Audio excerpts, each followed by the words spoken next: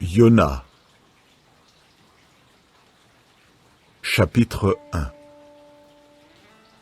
Et la parole de Jéhovah vint alors à Yona, le fils d'Amittai, disant : Lève-toi, va à Ninive, la grande ville, et proclame contre elle que leur méchanceté est montée devant moi. Mais Yona se leva pour s'enfuir à Tarsis, de devant Jéhovah. Il descendit finalement à Joppé et trouva un navire qui allait à Tarsis. Alors il paya le prix du transport et y descendit pour aller avec eux à Tarsis de devant Jéhovah.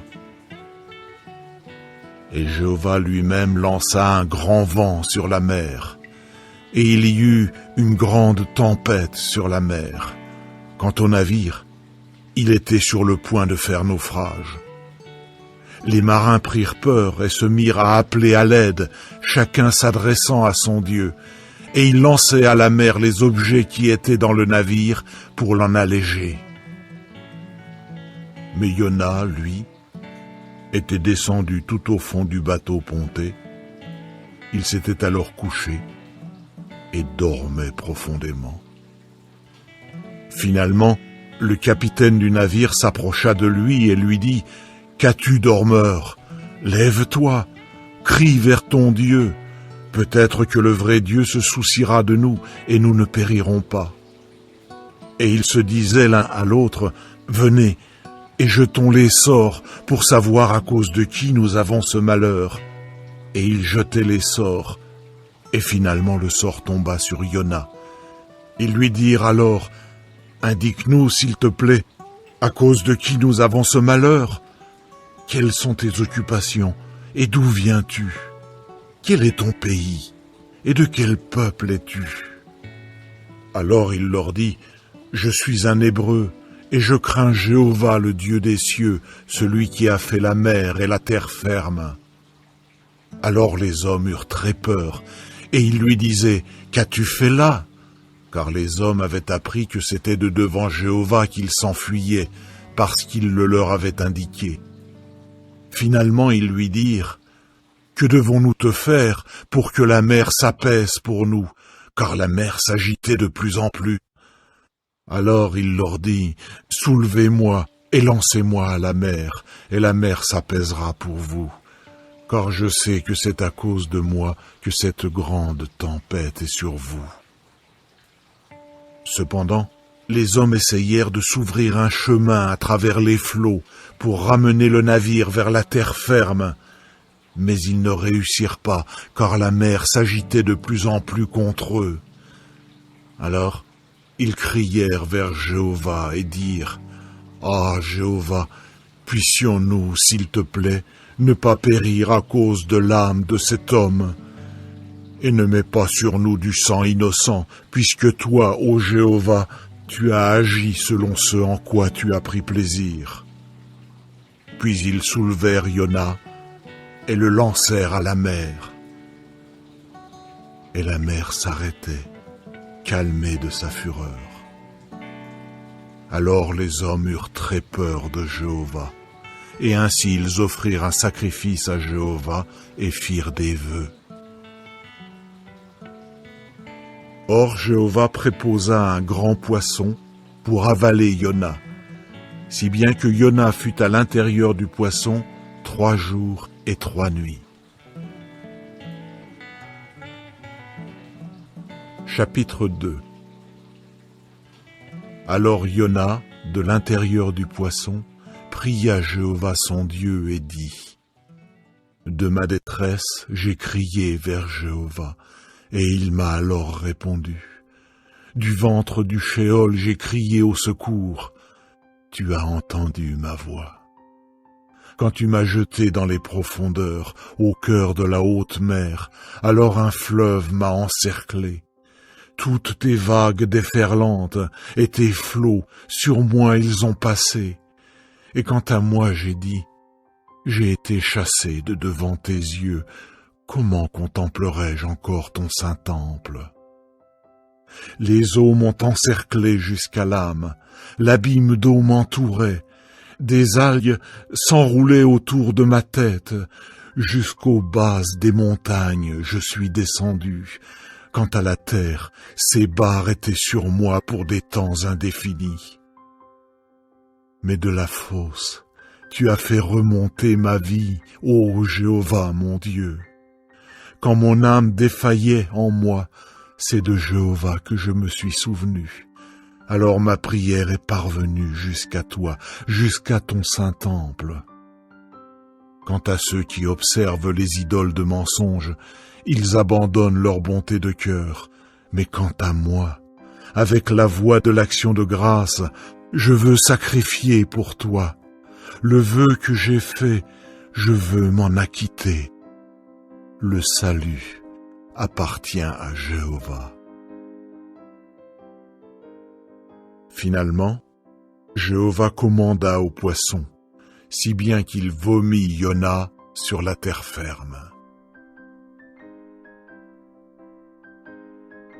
Chapitre 3. Alors la parole de Jéhovah vint à Yona pour la deuxième fois, disant, « Lève-toi, va à Ninive, la grande ville, et proclame-lui la proclamation que je te dis. » Yona se leva donc, et alla à Ninive, selon la parole de Jéhovah. Or, Ninive était une ville grande pour Dieu, de 3 jours de marche. Finalement, Yona commença à pénétrer dans la ville, l'espace d'une journée de marche, et il proclamait et disait « Encore 40 jours, et Ninive sera renversée. » Et les hommes de Ninive se mirent à avoir foi en Dieu. Ils proclamèrent alors un jeûne et se revêtirent de toiles de sac, du plus grand d'entre eux au plus petit d'entre eux. Quand la parole parvint au roi de Ninive, alors il se leva de son trône, ôta son vêtement officiel de dessus lui, se couvrit d'une toile de sac et s'assit dans la cendre. De plus, il fit faire cette proclamation, et il le fit dire dans Ninive, par décret du roi et de ses grands, disant « Ni homme, ni animal domestique, ni gros bétail, ni petit bétail ne doivent goûter quoi que ce soit. Personne ne doit absorber de la nourriture, même de l'eau, ils ne doivent pas en boire.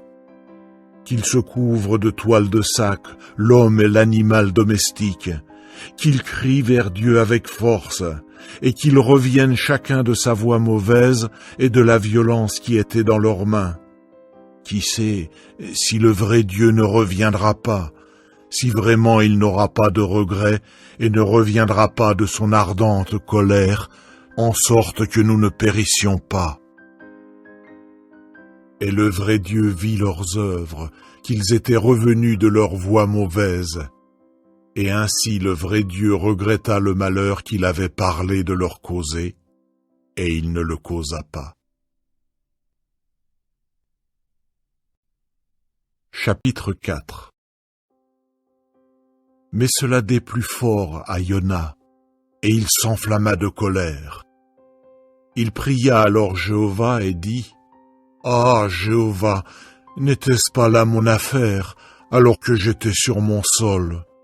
C'est pourquoi je suis allé de l'avant et me suis enfui à Tarsis, car je savais que tu es un Dieu compatissant et miséricordieux, lent à la colère et abondant en bonté de cœur, et qui regrette le malheur. Et maintenant, ô Jéhovah, s'il te plaît, enlève-moi mon âme, car mieux vaut pour moi mourir que vivre. » Mais Jéhovah dit, « Est-ce avec raison que tu t'es enflammé de colère? » Alors Yona sortit de la ville et s'assit à l'est de la ville. Là il se mit à faire une hutte pour s'asseoir dessous à l'ombre, jusqu'à ce qu'il ait vu ce que deviendrait la ville. Jéhovah Dieu préposa alors un lagénaria pour que cette plante monte au-dessus de Yona, de façon à devenir une ombre sur sa tête. C'était afin de le délivrer de son malheur.